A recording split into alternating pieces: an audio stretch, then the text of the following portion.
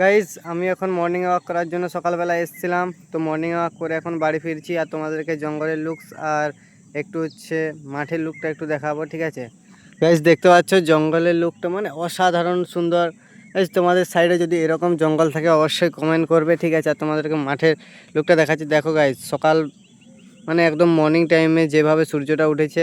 Guys তোমাদেরকে মানে এরকম ভিডিও, প্রত্যেকটা ভিডিও তোমাদেরকে পোস্ট করব। এইসব গ্রামে গঞ্জে যেসব ভিডিও হয় চাষবাস, মানে সমস্ত রকম চাষবাস নিয়ে, ঠিক আছে। তোমাদেরকে চলো দেখাবো যে ধান চাষ এখন তোমার শীতকালটা পেরিয়ে প্রায় গ্রীষ্মকাল পড়তে যাচ্ছে।